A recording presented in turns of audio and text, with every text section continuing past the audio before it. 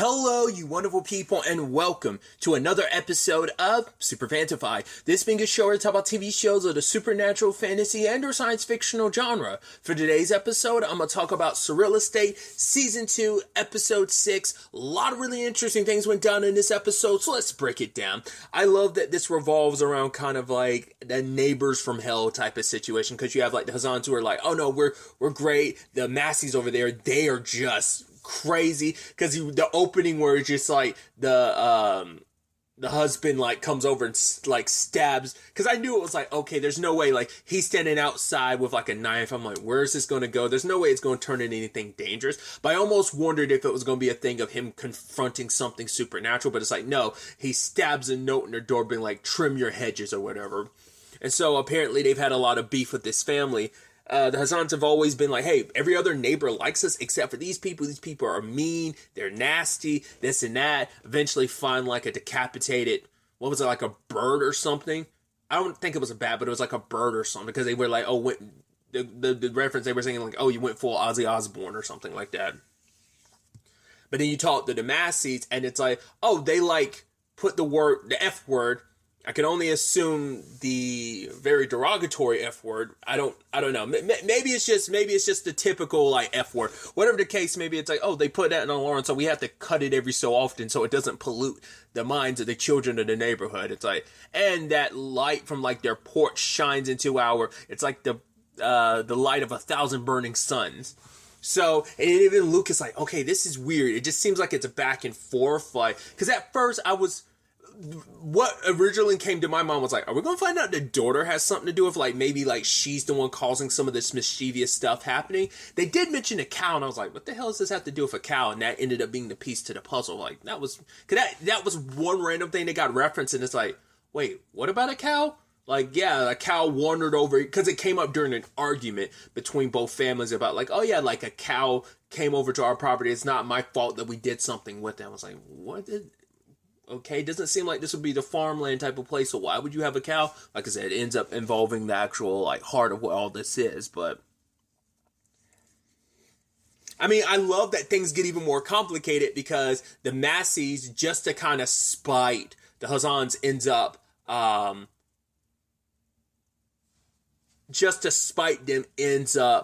getting Rita to sell their place, so it's like, cool, and Rita's just so happy and smug and kind of evil about it.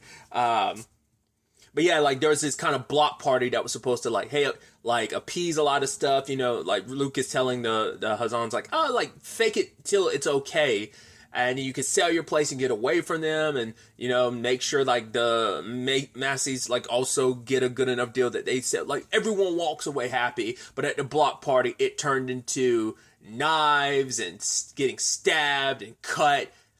Even, what was it, Alvin, Rita's new assistant, which I'm like, I love the moment Luke met him. It's like, wait, you work for Rita? He's like, yes, I'm her new assistant. And she put his arm on her and be like, oh, you poor bastard. And even Zoe was kind of looking like, oh, thoughts and prayers to you having to work for Rita. I mean, hell, he even thought like, oh yeah, you work for the Roman agency. I mean, I've heard the rumors that you made a deal with the devil so that you could put people in houses so you could eat their souls or whatever. And it's like, is that something specifically Rita is spreading, or is that the word around all the other realtor places? That feels like that's a specific Rita's, like, take or whatever, but I have no idea. And she didn't even feel too bad for Alvin. And I even love the line of, yeah, when it's all said and done, it's like, oh, like, neither house ends up selling. We'll get to that in a second. But it's like, oh, poor Alvin. He almost, like, crossed to the other side, and it would have all been for naught.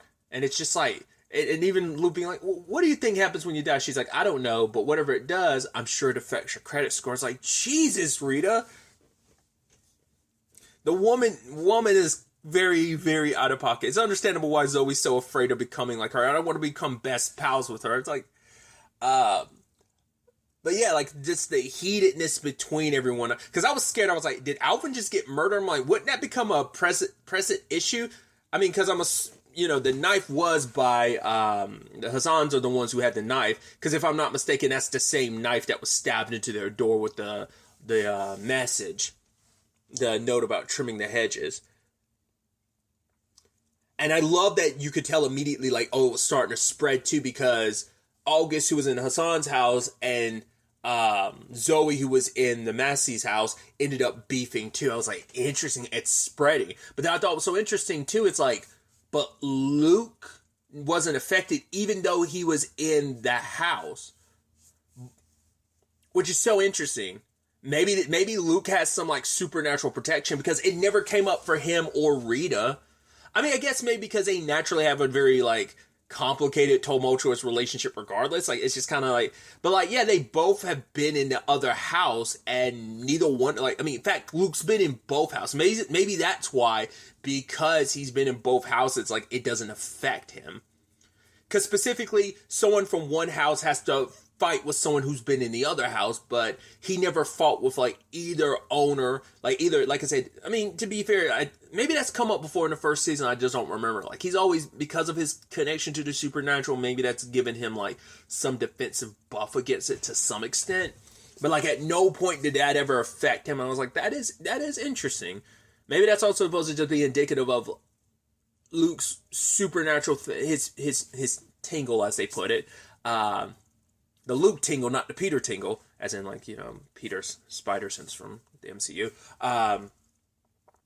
That maybe that prevents that, like, maybe that's just indicative of it's still there to some extent. He might not have access to it, but it's buried there. You know, maybe, I guess this is going to be a wild, like, pull, but maybe it's kind of similar to Preacher, how, Jesse couldn't use the word of God because he had sold off like 1% of his soul, and there has to be a perfect, Jesus, I couldn't get that out, perfect equilibrium in his soul to represent, you know, Genesis, the thing that was inside of him being half angel, half demon, and that perfect equilibrium. What my point was, that 1% prevented his power from working. What if Luke's in the same boat where it's like most of his power's been fried, but maybe he has like a small percentage of it still there. Maybe it's not completely gone, but enough gone that he can't recognize it still being there, type of thing. I don't know. Maybe I'm reading and overthinking too much into it, but I just thought that was interesting. Like, because once again, even Zoe and August were affected, which they sadly said some stuff to each other that they regretted immediately. But it's like they were able to, because they weren't living here for years, it kind of snapped, because these two families have been here, both of them have been here for years, so that hate is rooted a lot deeper, whereas like Zoe and August were in those houses for like only a few hours, so they were able to kind of immediately snap out of it. But ultimately, Phil ends up figuring out what the issue is. This stems from a blood feud that went way back. It's basically between two farmers. It was a misunderstanding that escalated. It was just people being stubborn and bullheaded, and it escalated from words into violence. Blood between, like, was spilled, and where basically the fence post is where blood had spilled, and it's been so rooted in this place. So because they had brought up an interesting thing in the episode where I think this guy had said he had lived next to the Masseys or whatever, I think so, and he was like, yeah, but like Phil's like, oh, can you give me some examples of what neighbor stuff they did that was so wrong? And the guy paused for a few seconds. And he was like, oh yeah, they used antifreeze to kill my cat or something. He's like, wow, I can't believe I didn't remember that. It's like, Jesus. I was like, and the fact is, it just suddenly came back to him. It's like the moment you get away from the place, it kind of like messes your memory, because like all that, you're in this haze of anger because of this. So ultimately, both families came together and they ended up stripping down the fence between the families. In fact, they start growing like hibiscus in the middle of it, which is kind of neat. But the families, they were able to kind of release that blood feud that was kind of a staple there for so long. I mean, that the Hassan family came out with, like, even the daughter coming out licking the axe. I was like, Jesus. And the Masseys came out with, like, torches in hand. It's like, wow, this family's going buck wild. But at the end of the day, it all worked out. Like I said, I'm just so interested. Like, Rita's kind of disappointed that it just kind of like, oh, well, to be fair, neither family is willing to sell the property now because everything's good. It's definitely going to be interesting to see how the rest of the neighborhood feels about them. after this block party. And I guess it's just kind of like, hey, tensions rose high, and that's all there is to it. I'm curious, is this going to be the last we see of Alvin? I guess it's just supposed to be like, yeah, that's the way Rita is. Like, it's just, it's a rotating door of assistance. But, I mean, this guy, I mean, he's not dead, but we'll see if Alvin pops up again. It'd be interesting if he did. Because I was almost wondering if they were going to set up, like, the way he was initially talking to Zoe, but then it turned into the whole, like, oh, like, Luke eating the souls of people he sells houses to. I was wondering if they were going to set up maybe a Zoe and him thing, like, maybe start the groundwork or something like that. But it's like, no. I mean, still could, but we'll see. Which, speaking of Zoe, she had talked to August about it, was kind of reluctant to talk to Luke about it. Like, she wants to pull away from the whole realtor thing. She wanted to do it so badly. And once again, she got the licensing and everything, but the problem is she hates talking to stupid people who think they're smart. Then she also doesn't want to become best friends with Rita. It's like, which August is like, no, it's okay that you want to wonder as when you're younger, but the problem is when you wonder as an adult, you become the type of person that pees outside, I don't know how he went that far, but I guess it's just kind of like, yeah, when you wander around so much, you get so lost. Being young and wandering isn't a bad thing. It's a good thing. But once you're older, you gotta kind of have to, find something and stick with it. And Zoe, even by the end of the episode, is like, I don't know what my thing is going to be, but it's not going to be this. Maybe I never will find out my thing, but I definitely don't want to do this. And it's like, and Zoe was reluctant to kind of pull away because she's like, well, they're short on staff now because like Susan's gone right now. So it's like, I'm not even just going for right now. I'm going in their eyes of like, she's going like, and she's leaving the Roman agency, obviously still. That might not be until a season finale thing we find out about, they find out about Susan. That could be like a two-parter, like episode 9 and 10 type of situation. Because I figured that would be an overarching storyline, but the fact is that they are still completely unaware of that. It's kind of interesting to me. So that probably won't be until like an end of season thing of like them tackling it, finding out the truth about Susan and helping her. Because I brought it up previous episode, I'm curious what the instigating thing is going to be that's going to make them decide to look into the Susan thing.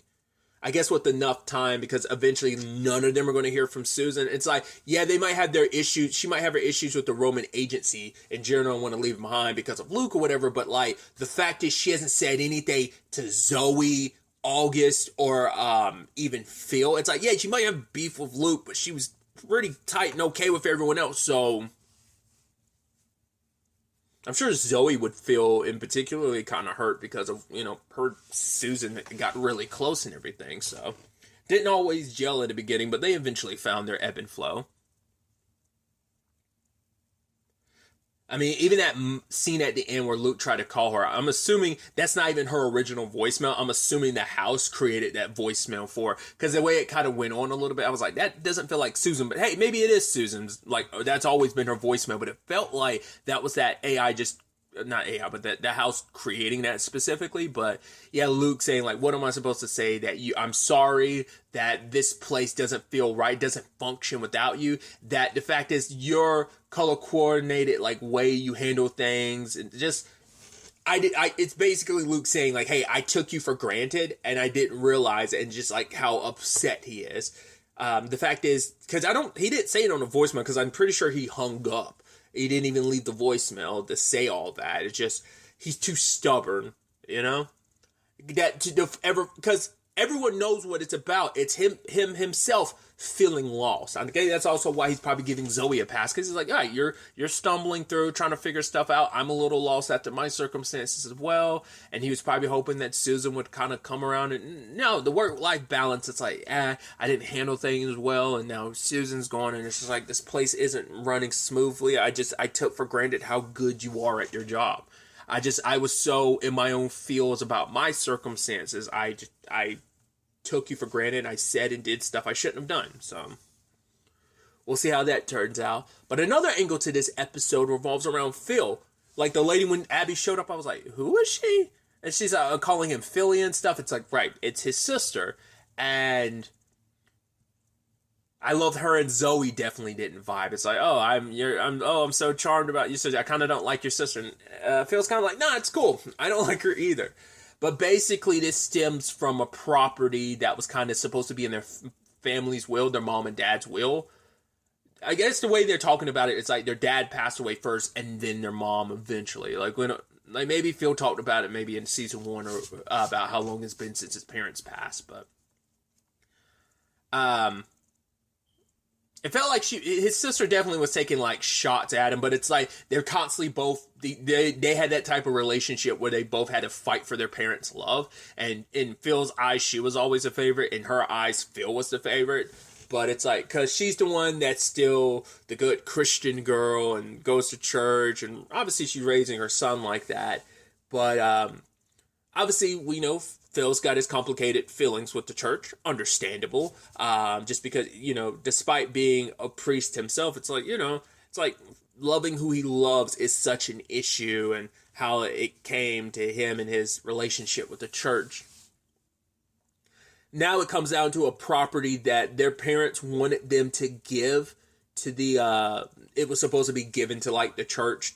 It's a piece of land they can do whatever they want to with, but that was kind of their wish. And Phil feels conflicted about it because he doesn't want to give anything, like whether it's financial or even land wise, he doesn't want to give anything to the church because of their relationship. And he even talks to his husband about it. Anthony's like, oh, you mean it's a piece of land we could do something with? But it's like, yeah, he's like, because Phil's like, my sister could have easily been like done it, like forged my signature. Like for him, it's like her going out of her way to even present this to me because like their parents like brought it up, but they stopped talking about it, in particular his mom. So he just assumed it was something that would be brought up in the will. But since it wasn't, it's kind of like, okay, so all they can do is go by what their mom had wished previously. It's like, it would have been simpler if you had just been like, put it in the will. Now, Abby coming to me about this, now you're putting it in my hand. Now I have to come in conflict with this thing that I don't like, that I have a complicated history with. You're asking me to kind of give something to them when I kind of don't want to give them a sin. I don't want to even look in their direction.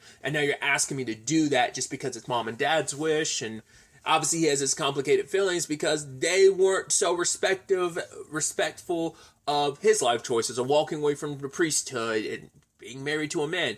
And I was worried that his sister was kind of on that homophobic shit, but it seems like she's not. She's like, you went off and, left priesthood and married a man who, Anthony, I love. So it's like, it's that butting of heads of just like that, not contradiction, but it's just, like I said, that conflict, which I guess that's also why it's so poetic that Phil's storyline with his sister would be in this episode too, that duality of those opposing forces, whether it's Luke and Rita, the Hassans and the Masseys, or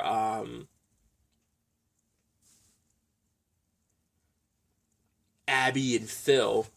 And there was that interesting conversation where it's like, right, when you walked away from the priesthoods, I do realize how much that broke mom's heart. Like, she would always have to kind of explain and correct everyone. They were like, oh, how's your priest son Phil doing? It's like, well, she had to correct him. You know how much that broke his heart? And then broke her heart, and Phil's like, yeah, I know something about that. And Abby kind of looked like, yeah, she knows what it kind of did for their relationship, his life choices, But, for Abby, what is the real kick in the teeth for her? It's like she was the child that always went with what they wanted. Phil was the one that went against them, kind of broke their heart with, walking away from the priesthood, being gay. But, at the end of the day, you were still their favorite, which I think Phil really was kind of like, wait, what? No. It's like, you were the favorite. But despite everything, despite you being the child that kind of rebelled against everything they believed, they still loved you, and kind of come to terms with that made Phil go, okay. So him and his sister are in a better situation, and trying to on the olive branch situation, and ultimately he gives in, and he even tells Anthony, like, right, I'll give it to my sister. They could do whatever they want with it because it's not worth it. Because he saw like the blood feud situation that was going on, and how that could last so long, and how it can poison other people, like the Massey and Hassan situation. And now it's like, right, it's just not worth it, to see how something so simple could eventually turn, and you let something fester for so long, it could turn into something more. So it's just, it is something that it's like, right, this is what my parents want. I'm not going to let my personal misgivings about it kind of be the contributing factor. It's like, right, just let whatever happens, and just at least him and his sister are able to bury the hatchet to some extent. So that's a positive that comes out of it. So, and obviously it was this really cute moment between Phil and Anthony too, where it's like still nothing from the adoption agency, but him saying like, we don't need a child. Like, I want a child just as much as you want one, but it doesn't have to define us as a family. And Anthony's like, I know, but it's like, he's like, we are a better family than most people ever could be. So just kind of know that. Like, don't feel obligated that we need a child just so we can feel like a family. We already are one. We're better than a lot of families. And I thought that was beautiful. So it's definitely going to be interesting to see where all of this ends up taking us going forward into the next episode. But really, that's all I wanted to talk about. Until the next time we meet, be happy, be safe, live life to the fullest, and enjoy it. Good day and goodbye.